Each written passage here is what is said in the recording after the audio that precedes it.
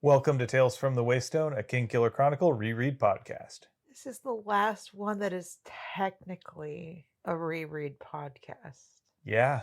Well, we're your hosts, Will and Phoenix. Let's get into it.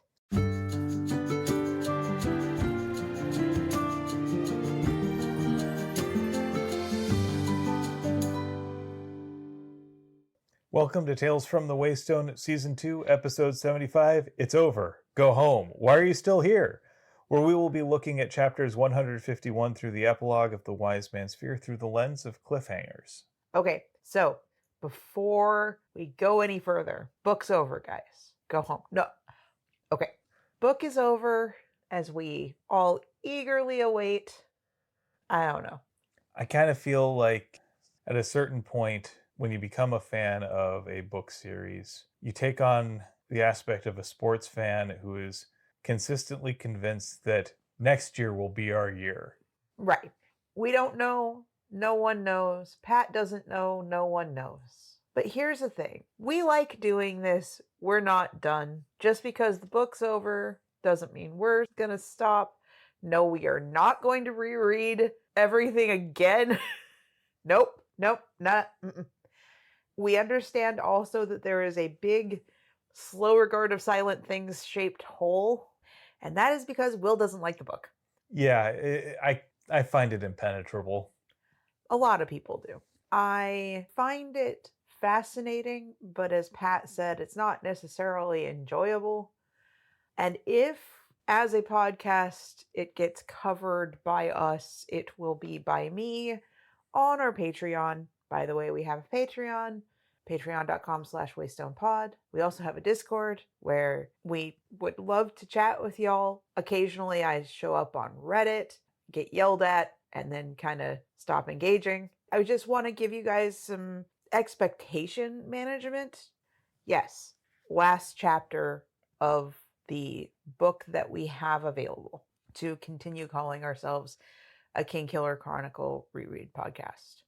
We have been doing this for 5 years, guys. 5 years. And we're not done. We like this. This has been so much fun. We've talked about other books. We have other deep dives on our Patreon. And we are going to be starting our summer reading program in February.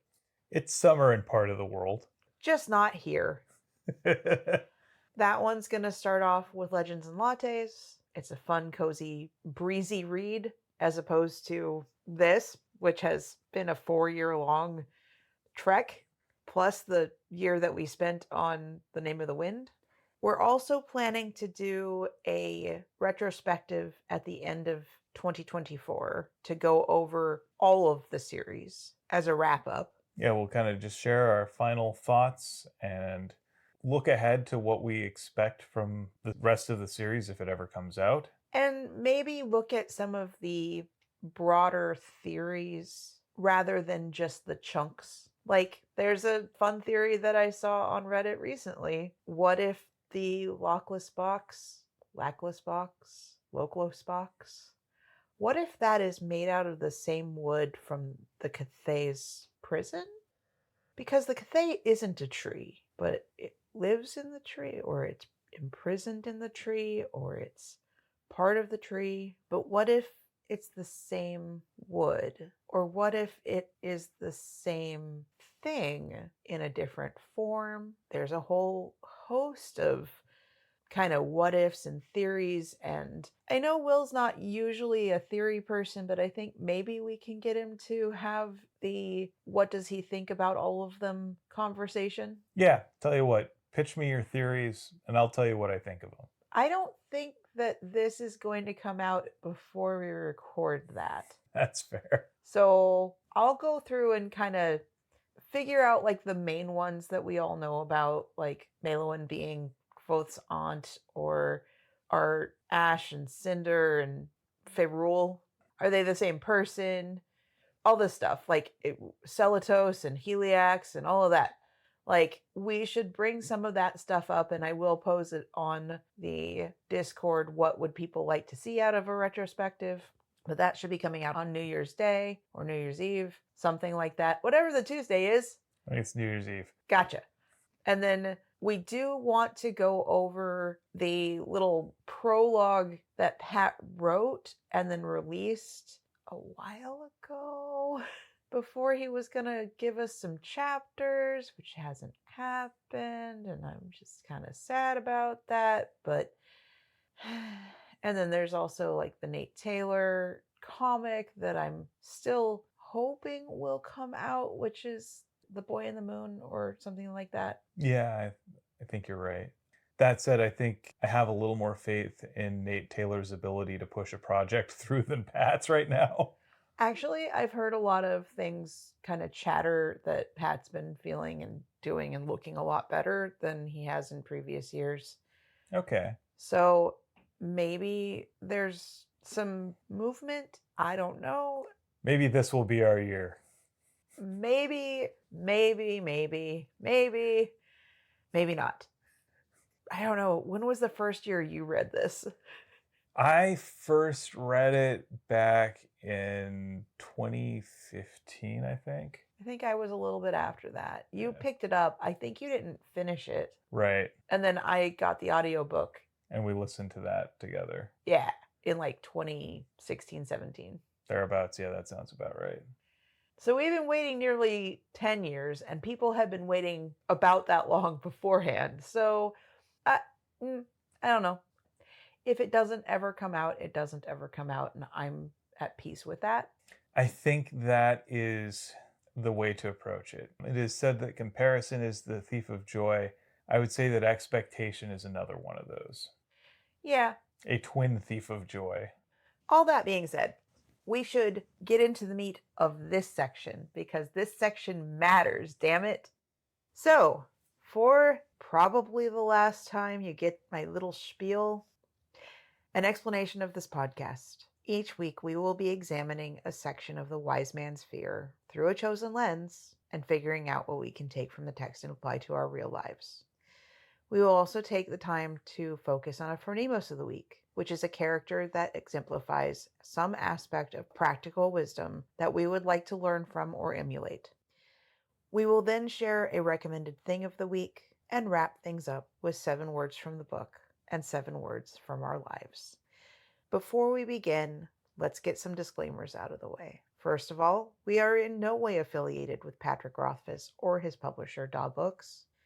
Second of all, our discussions naturally assume that either A, you've already read The Name of the Wind and The Wise Man's Fear, and probably The Lightning Tree and or The Narrow Road Between Desires, maybe The Slow Regard of Silent Things. Or you are one of those weird folks who doesn't mind having crucial plot details from the future revealed to you ahead of time, like some sort of mad fortune teller. Needless to say, beyond this point, here be spoilers. I mean, these are the final 3 chapters of this book, so if you don't want to be spoiled for how this book ends, I don't know why you're starting here. Also, a word to our community, please be kind to yourselves, one another, and the creators of the worlds that we love exploring. All right. So let's start off with our first chapter, 151 Locks. We're back in the framing device. Kvothe is wrapping up his story. He kind of wants to end the night on a high note. He says, let's stop there. Money in my pocket for the first time in my life, surrounded by friends. That's a good place to end for the night. If we go much farther, things get dark again. It makes me want more, and I think that's why so many of us who are avid readers of this series, who reread it all the time, who know it cover to cover, back to front. We want more adventure. We want more of Kvothe. Even as Kvothe is a little bit of a dumbass. A dumbass. It's compelling. Yeah. Like, it also kind of reminds me of this idea that happy endings are really all about where you end the story. They're really happy middles. Because, like, if we look at life, there aren't really endings to the story. There's just more story that happens, and it will have its ups and downs, its ebbs and flows, its high points, its low points. And narratively, we always want to end on a high point. Do we, though? I think, depending on the story, depending on the part of the story, depending on the book. Sometimes we want to end on a midpoint because we want to end on that rising action or on that sinking action. If we look at the story within the story that Kvothe is telling us, it's ending on something of a high point with some unresolved tension still there. And I would say that the framing device also does this. It's the end of the night, but it's the middle of the story. Well, and as we'll see here, I think, like, particularly the action around Bast and Chronicler and Kvothe himself, they're all kind of ending on a note of uncertainty and a note of defeat. Speaking of Bast, the descriptions of Bast, this generally jovial, mercurial creature, but the descriptions we have in this chapter of Bast. His expression was blank. He didn't move. He slowly turned his eyes to look at the man behind the bar. His voice was flat. He seems almost catatonic. I hesitate to use that word, but he does seem listless, like he seems deflated. I also think it's very telling that, like, anytime Pat uses something other than Kvothe to describe our principal narrator, I think it means something. He doesn't say he turned to look at Kvothe, he looked at the man behind the bar. There's also a point where instead of referring to Bast as Bast, he refers to him as the dark-haired man. So I think it's an interesting kind of narrative device to dehumanize the person that he's talking about, that he's focused on. It's seeing the mask and not the person, I think. So Kvothe urges Bast to go catch the end of Shep's wake, but Bast just says he's not really in the mood for it and he's going to just turn in for the night, which seems a little out of character for Bast. And Kvothe kind of just writes it off as it just being a rough day and he's just tired and he'll sleep it off and be fine in the morning.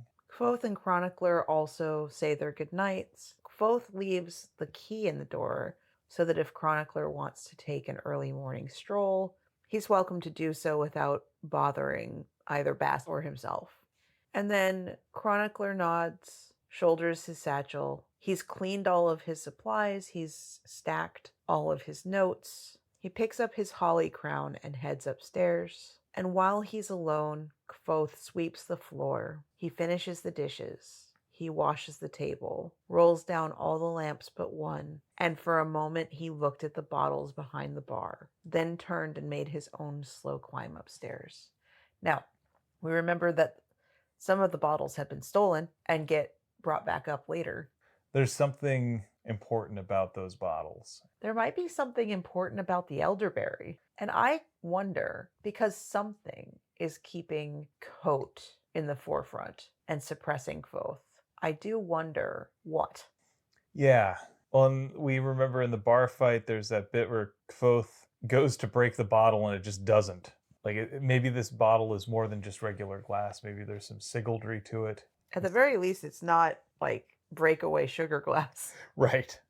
Our perspective shifts to Bast, who steps slowly into his room. And so his affect isn't just for in front of people, because he is still methodical, slow, contemplative. He is still... The word that I would use to describe him at this point is despairing. Yeah. He stands motionless as if trying to decide what to do. He only finds ash and cinder in his fireplace. Interesting word choice, Pat. Yeah. And then he opens the wood bin. There's nothing there.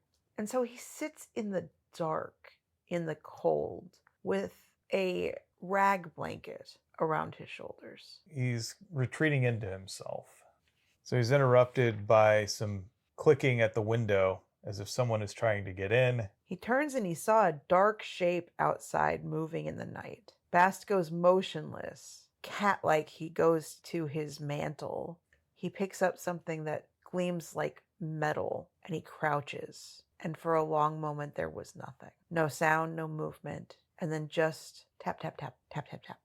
And Chronicler is at his window, complaining, my window doesn't have a lock. Why does yours? Because Bast knows a few too many people like Bast. Touché. So Bast invites Chronicler in, and also kind of get a description of sort of the hodgepodge that is Bast's room here. Like it's littered with all kinds of objects and trinkets and holly. And locks of hair. I'm thinking of all of the trades that he does with the local kids in the narrow road between desires. I'm also thinking of all of the townsfolk that he has Bedded. forked.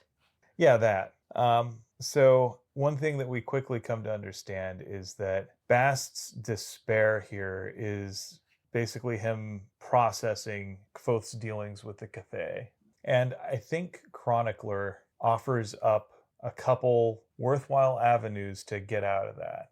First thing, he notes that one, even though Bast is angry about this conversation and is snapping at Chronicler, he's not actually angry at Chronicler. He's just angry, and Chronicler happens to be nearby. And he calmly says that. He says, look, you aren't angry with me. You're just angry. And I'm nearby. I'm not taking it personally. And I'm going to remind you to maybe back off a little bit. Bast does say we shouldn't talk about the Cathay. Bast's voice was flat and leaden, and so Chronicler tries to change the subject to the Sith, something. And in some ways, I think that this is worse, because Bast is just like, they'd burn this place and salt the earth behind them. And Chronicler kind of breaks through by saying, look, I want to help. I really do. But I don't understand, so you're going to have to help me. Bast continues to put up all sorts of walls and roadblocks, and so Chronicler slaps him hard. He points out that the Cathay's reputation is just that, a reputation. Like, how do you prove omniscience? We know that the Cathay seems to know a lot, but even then, that's just a story that people say. The Cathay tells people that it knows everything, and people take it at its word. They take selective evidence and make it applicable to everything. Chronicler basically says that stories of the Cathay have taught everyone to fear it, and that fear makes them stupid. What I think is interesting, you could either take the Cathay as everything it says is true, or is a truth, or could happen, or will happen. But it's much the same way that, like, horoscopes are vague enough that you could apply them to anyone, and you could apply them to any situation. Psychics, mediums, tarot cards, there's no way to disprove a negative. And it's also worth noting that there's a difference between how a thing actually is and how people talk about it. And how people perceive it. Like, there is this idea that the Cathay is totally malicious, which that is something that people just say. In the same way that death is assumed to be malicious, like the personification of death is assumed to be malicious instead of just is. Except in some stories, death just is. I kind of also get the sense that, like, when I think about the Cathay, like, they say that the Cathay sees all possible realities and picks the worst one. But that's just what people say. It could also be that it is not picking these realities. It is simply just as determined as everything else in this universe, this particular universe. It can be just as much a prison of its own omniscience as anybody else. I think if we accept the construct of it can see all possible futures, it is either manipulating the world into one that it wants, or it's not, or at least not doing it on purpose. But if it knows all possible futures, inaction is just as manipulative as action. And at the same time, there's the question of how much agency does it actually have? If it knows that I can see all possible futures, I happen to live in the reality where I say the following things and take the following actions or inactions, that's just the one that I live in. Well, there you go. But that's assuming that one reality has one choice. Branching realities theories. Right. And I think also, and I think this is where Chronicler kind of points something out, if you follow a causal chain because of just the entropic nature of the universe, sooner or later, every action will lead to an end point, a destructive end point. Like, everything decays and ends at some point, regardless of what you might be seeing in that moment. Like, there isn't necessarily a future where everything just continues to be happy forever. And it's also possible that even though the Cathay's words are thought of as being always leading towards this entropic end, who's to say that from the perspective of the Cathay that it's being done out of malice? Like, it's entirely possible that the Cathay is orchestrating things. Let's just assume that the Cathay has that orchestrative power. Perhaps the Cathay is working towards an end that other people simply can't see, that is ultimately benevolent. We don't know. Or it may see itself as benevolent more accurately. But it's not something being done out of just pure spite and malice. I do find it interesting how Chronicler asks for an example of like, okay, so if this leads to this and this leads to that, and the Cathay started this, like started the ball rolling down the hill, and predictively knows exactly what the results of all actions will be, then what if a person makes a different choice that wasn't expected? What if, in the same way that we can normally predict physics, what if that odd, it just bounces in the opposite direction of where you thought? Like a Plinko machine is not something that we have the ability to actually model because it really does come down to 50-50 calls where things can go either way all the time, and there isn't a way to deterministically know. It's not necessarily 50-50 though.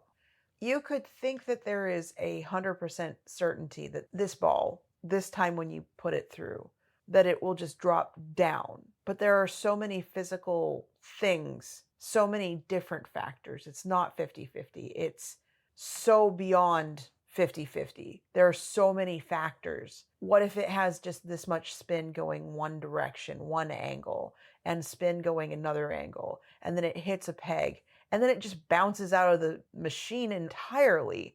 Like, that's not predictive. You're predicting it's going to land at the bottom. What if it lands 50 feet after having bounced up and out? I guess the point we're making is that even just accepting this idea that it's possible, there's some holes in that. But what I'm going to get onto is Chronicler points out, hey, what if a person who has agency makes a decision that the Cathay didn't expect? And Bast just makes up a string of how he was right in the first place anyway, because, well, if you give a mouse a cookie, even if it does some other thing, this disastrous result could still happen. And I'm like, but everybody dies. It's not a direct result of one time when I was a kid, I got stuck in a jungle gym trying to catch a caterpillar. Real story. My desire to play guitar almost certainly is not a direct result of me trying to catch a caterpillar. Yeah, there are a lot of correlations there that aren't actually causations. Right. And so Chronicler points out, now you're just making things up to prove your point. These are just hypotheticals. You can't disprove a negative. These are all counterfactuals. Like, what if, what if, what if? Okay, cool, but none of that is something that you can prove. And then Chronicler's, the end point of his thought experiment, he slaps Bast across the face and says, the Cathay set all of this in motion. It knew that you would attack me, and terrible things will come of it. And Bast, of course, is responding with violence and then is frozen with that. The Cathay knows you fear it. It knows I would use that knowledge against you. It's still manipulating you. If you don't attack me, terrible things will come of it. And Bast basically blue screens at this. It's a logical trap, trying to escape this second-guessing omniscient narrator. Bast froze as if paralyzed, trapped halfway between standing and sitting. Chronicler says, are you listening to me? Are you finally awake? What will you do if I hit you again? He says, I will, for the sake of argument, accept that the Cathay knows the future. That means it can control many things, but not everything. The fruit you ate today was still sweet in your mouth, wasn't it? If the Cathay is as malicious as you say, it would harm you in every possible way. But it cannot. It could not keep you from making your Reshi laugh this morning. It could not keep you from enjoying the sun on your face, or kissing the rosy cheeks of farmers' daughters, could it? It cannot poison everything we do. And this temporarily lifts Bast's spirits, but only a little, and Bast replies, only an idiot sits in a burning house and thinks everything is fine because the fruit is still sweet. Reminds me of a meme. The whole world is burning down. And, I think When you're living in a world controlled by forces far greater than any one of us can possibly control or understand, it can be very tempting to take sort of the doomer read on everything. Again, this is all entropy. The world is tumbling out of control. Everything is coming apart at the seams. Everything is dying. Catastrophizing, catastrophizing, catastrophizing, catastrophizing. And I understand that worldview. I sometimes share it. I have dark nights where I feel that way. And throughout all of that, there is an antidote to that, and it's hope. And sometimes you have to microdose it. Hope is that thing with feathers. Right. And sometimes that means looking for small things, small bits of joy and pleasure. I kind of think about that bit in Lord of the Rings where Gandalf says that it isn't the work of great kings and wise men that defeat evil. It is the small acts of kindness that we give to each other that actually provide the way forward. That it isn't always going to be just a simple, oh, there's just a great big good thing that happens unambiguously that fixes everything. It's the culmination of millions of smaller concerted efforts to make local lives better, to focus on what you can control around you and what you can experience around you, and take pleasure in those where you can, find hope where you can, find joy where you can. Not that things aren't still bad, but knowing that you have to fuel yourself for those moments where things aren't bad, and that it's using that to push through and to persevere. Chronicler also points out that Felurian knew that Kvothe spoke with the Cathay and still let him out into the world. Again, this is only a temporary lift because Bast then remembers that Felurian is not exactly known for sound decision making. You're looking for depth in a shallow stream. She's got nothing to do with reason. My folk are not famous for our good decisions. Take that as a lesson for yourself, Bast. Mm-hmm. So if whatever you're going to do is wrong, you may as well do whatever you want. If everything's an emergency, nothing's an emergency. Yeah. And if everything is truly predestined and your will is predetermined, make the decision you want to make anyway. Yeah. Bast looks around the room and then came suddenly to his feet. After a moment's searching, he found a thick cloak crumpled on the floor. He gives it a vigorous shake, wraps it around his shoulders, and then heads to the window, stops, grabs a bottle of wine out of his couch cushions. Couch cushions, the great wine chiller.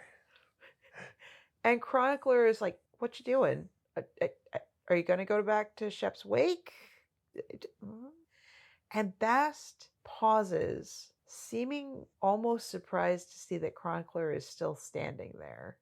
Bast has been dissociating. He's like, I'm going to go about my business. He leaves through the window and he says, don't wait up. Shift back to Kvothe. As opposed to Bast, who slowly enters his own room, Kvothe stepped briskly into his, closing the door behind himself. He moves about busily. He clears the cold ashes from the fireplace and puts new wood in its place. He brings up a fire. He fetches a second blanket. He picks up a crumpled piece of paper from where it has fallen on the floor and returned it to the top of his desk, where it sat next to two other crumpled sheets. And then, almost reluctantly, he makes his way to the foot of the bed, kneels in front of the dark chest that sits there, rests both hands on the curved lid, closes his eyes, and he tugged against the lid, and nothing happens. He tries again, nothing happens. He strains to pull it open, nothing happens. And then he walks to the window, opens it, leans out, and reaching down with both hands, he drew himself back inside, clutching a slender wooden box. This has been on the outside of the inn. It's like one of those emergency key stashes. And it is, because inside lay a dark iron key and a bright copper key. So that's 3 keys that we've seen this chapter, including the brass key that's sitting in the lock of the Waystone right now. Kvothe kneels in front of the chest again and fit the copper key into the iron lock, turns it left, then right, then left again. He slid the iron key into the copper plate. This key does not turn, but goes back and forth. and he pulls it out in one smooth motion. He puts those keys back in their box. He puts his hand back on the sides of the lid of the chest, and he says, "Open," under his breath. "Open, damn you." Anthro. But it refuses. I'm kind of wondering, I had a thought here. What if he's using the wrong keys? What if the brass key is actually one of the right keys and he needs to be using that? I kind of get the sense that he locked something of himself in there and has forgotten how to open it. And I think the clues are right there under his nose. It's all hiding in plain sight. As the air rushed out of him, his shoulders sagged, leaving him looking small and wounded, terribly tired, and older than his years. His expression showed no surprise, no grief, merely resignation. It was the expression of a man who has finally received bad news he'd already known was on the way. Yeah, there's that sense of dread. We're not sure exactly what. We've just got this great big mystery box and another mystery box.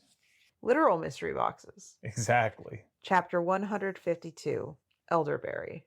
So we open this chapter with the two soldiers that we saw at the beginning of the book. Middle of the book. Yeah, you're right. I have a hard time remembering time after all this. We recently read about this. This wasn't 4 years ago that we read about this. It was a few months ago. Yep. And they're sitting around the fire, enjoying the spoils of what they've stolen from the Waystone. And somebody with dark hair shows up. Turns out it's Bast. And turns out that he had arranged this whole thing to begin with. "We tried and tried and tried to wait until you were gone, but you stayed so long." I think it's a test. I think Bast is trying to reawaken Kvothe. That's how I read it too. Kvothe needs adversaries to triumph over. He needs villains to defeat. And Bast, really, he speaks in weird rhymes. He says, "You got the right one of the bottles." That's that elderberry again. Maple, maple, catch and carry, ash and ember, elderberry. And Bast is almost having a conversation without them. Yeah, he's behaving erratically and strangely throughout all of this. They ask, "Is everything all right?" And he just says, "No, nothing's all right." And it's like these guys don't know what he's actually referring to or thinking. They're having their own conversation and Bast is having his. And they assume that he got in trouble with his employer. Does he know? Did he throw you out? They assume that since he didn't get thrown out, it must be all good. But it feels like here, Bast is having an existential breakdown and he is sliding into nihilism. Nothing matters. Everything is wrong. I didn't get what I wanted. And nothing in the universe is good. Nothing in the universe can turn out the way I want. I'm trapped, so I'm just going to do whatever I want. And not even necessarily in any rational sense, but just, I'm just going to follow my id. Follow, farrow, ash and oak. Bide and borrow, chimney smoke. He picks up a branch from the fire. The two drunk men don't know the danger they're in. Bast looks down at them and he begins to laugh. It's a terrible sound, jagged and joyless. It was no human laugh.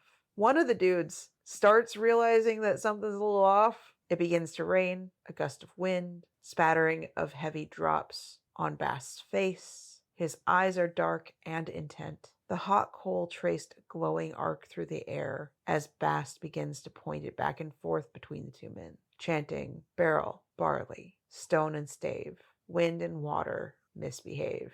We finish with a final shot, so to speak, of this chapter. Bast pointing the burning branch at the soldiers, his teeth red in the firelight, and his expression is nothing like a smile. Oh, they did. Yeah, fade to black. They did. Epilogue. A silence of 3 parts. So we've got 3 parts here of the silence. The first one is the hollow, echoing quiet made by things that were lacking. We have a second silence that waits like an endless, indrawn breath. And then we have the third silence that might be felt in the chill metal of a dozen locks turned tight to keep the night away, in rough clay jugs of cider, in the hollow taproom gaps where chairs and tables ought to be, in the mottling ache of bruises that bloomed across a body, in the hands of the man who wore the bruises, As he rises stiffly from his bed, teeth clenched against the pane, is the patient cut flower sound of a man who is waiting to die. The things that are lacking: rain, lovers in the beds of the inn, and music. In fact, there were none of these things, and so the silence remained. Kvothe kind of sneaks downstairs. He's described as like a thief in the night, and he takes just one perfect step. And I'm not sure what that means. Does that mean that he landed just perfectly so as to not make a single sound? There behind the tightly shuttered windows, he lifts his hands like a dancer, shifts his weight, and slowly took one single perfect step. That to me screams Adem. Yeah, he could be practicing the K-Tan. He was unable to move perfectly or like himself or fluidly when fighting the soldiers. He might be able to do it now. That one perfect step reminds me a lot of Cheyenne and how she fights. Right, always in the right place at the right time with perfect timing, not necessarily speed. And I'm going to say this, it's not the same. I don't know about you, but when I start learning a song on the guitar, it's slow and it's clunky. I make a lot of mistakes. And I wonder to myself, how can anyone play this at the right speed? How can anyone move their fingers like that accurately? And then slowly over time, I get better at it. But to me, it doesn't seem like I got faster at it, even though objectively I got faster at it. I almost feel like the thing slowed down around me so that I'm still living in it being that comprehensively slow, but that's not the reality that others see. I think also it speaks to the fact that any sort of skill is built up through practice. And practice is something that is done over time. And it isn't just about a single individual moment. It's about stringing together many individual moments into a single thing. You take one perfect step, and then from there you work to build another perfect step. And even if that perfect step was a long time coming, all of the missteps that led up to it are just as important because you learned, you grew. And so we end the same way we began. It was the patient cut flower sound of a man who was waiting to die. And that's the end of this book, guys. Holy crap. 4 years of our lives going through this with you, with this book specifically. 5 years for the series, 4 years with this book. So you get to be the final Phronimos haver. It has to be Chronicler. That's kind of how I'm feeling too. We have 3 characters. It's never Kvothe. And it's almost never Bast. Yep, it's Chronicler. Chronicler who points out that if everything is an emergency, nothing is an emergency. If everything is predetermined, nothing's predetermined. Or it's all predetermined and you have no choices. But at the end of the day, you still have to act as if you do have choices. And you can agonize over it or not. And inaction is a choice. Yep. I think he also kind of points out the existentialist plight and the existentialist escape from nihilism. Bast, I think, falls off the cliff into nihilism at the end here.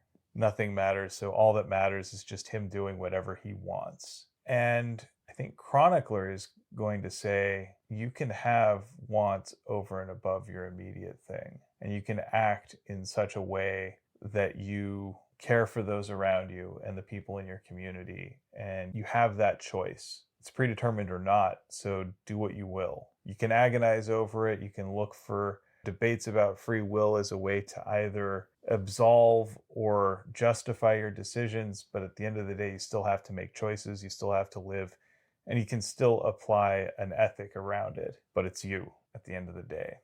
And Bast, of course, being the amoral sort that he is gonna go murder some soldiers that he previously hired to rough up his boss, his Reshi, his friend, his captive. I don't know. I do not know what their relationship actually is. And I think that uncertainty, that not knowing, that curiosity is also a thing that drives people to so desperately want the next book. Yeah.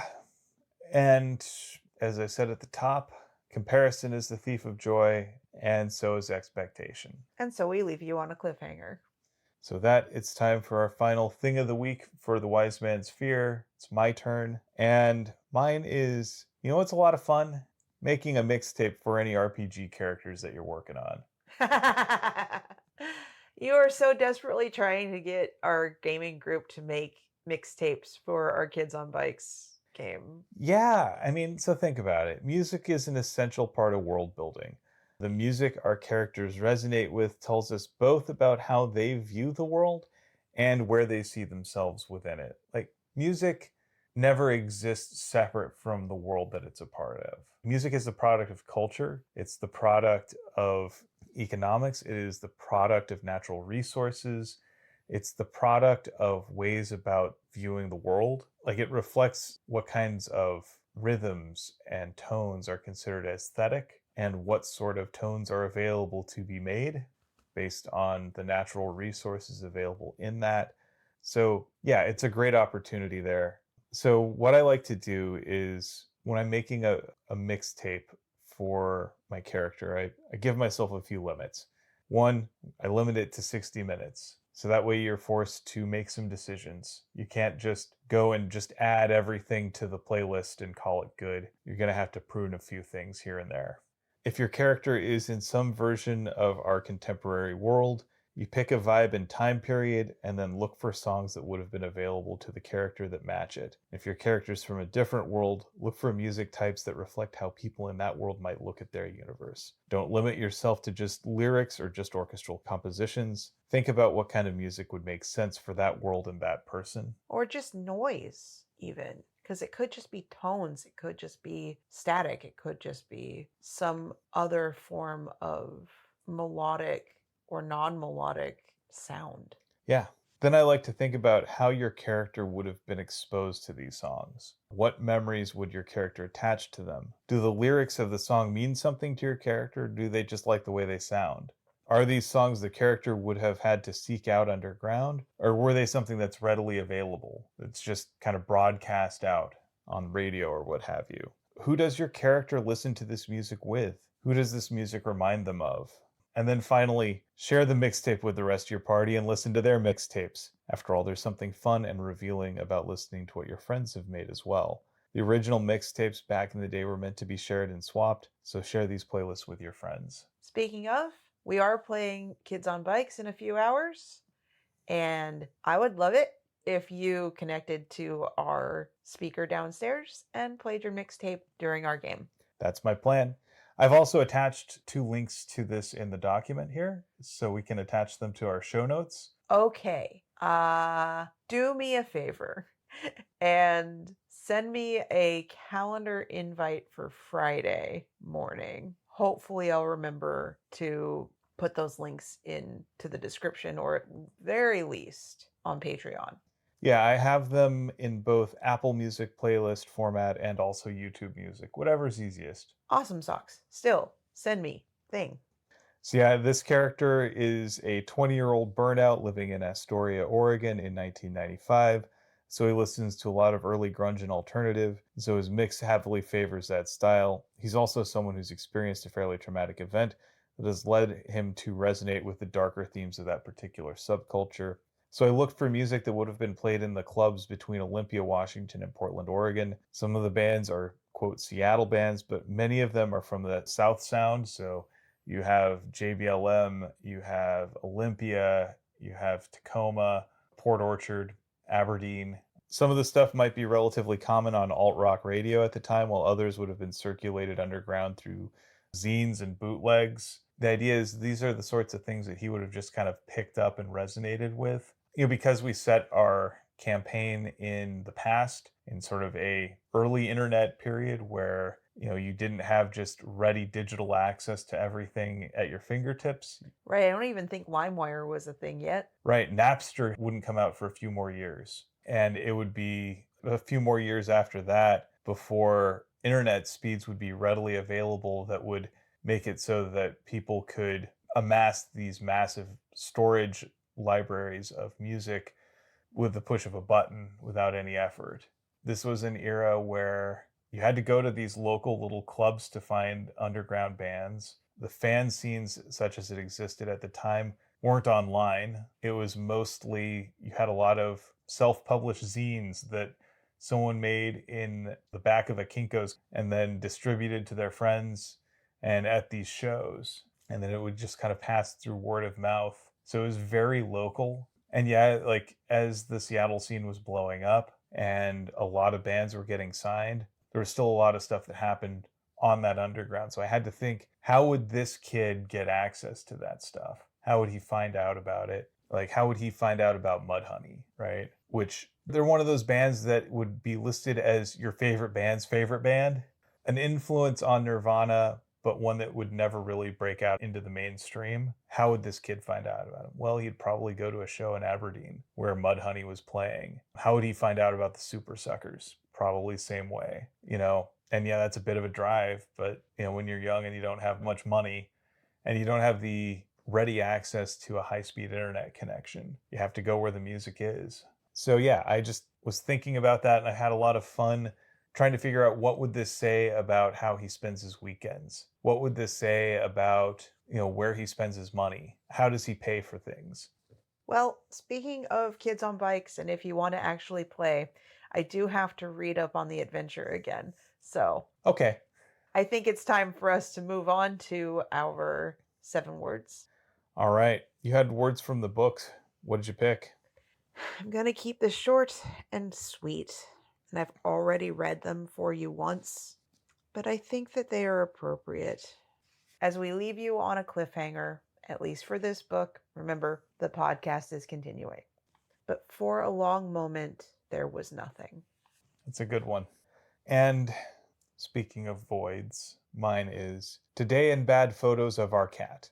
As you have sent me a really awful, awful, adorable, awful photo of our cat from the perspective of underneath his chin, where he looks like, you know, those photos of really pretty people that if you get the like from above, you get the great photo and then you get like them moving their phone down to like under their chin and they pull their head back and they have like 5 chins and like all jowls and whatever.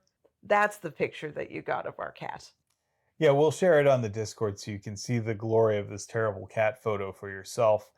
I encourage you to also take some terrible photos of your cats and share them with us. Will must remember to do this thing. I will. Okay. Well, with that, I'd like to thank you for potting with me. Thank you for potting with me. And thanks for listening to Tales from the Waystone. Join us next time as we say our farewells for now to Temerant and do a retrospective of the story so far. We would like to thank our friend Shawnee Jang for our theme music. And many thanks to Patrick Rothfuss for creating a world that we've enjoyed exploring. For so long. Audio production and editing, courtesy of me, Phoenix McCullough. And writing and project management, courtesy of me, Will McCullough. If you would like to help support us and have the means to do so, please consider becoming a patron on our Patreon page, patreon.com/waystonepod. Otherwise, join our Discord. It's free. We like to share memes. Right now, I'm sharing pictures of Will's advent calendar, which is a whole bunch of dice, and I am super jelly. But I got the dice last year, so, I mean, you can't be so precious about it, I guess. And with that, here's to one more day above the roses. To one more day above the roses. Ding!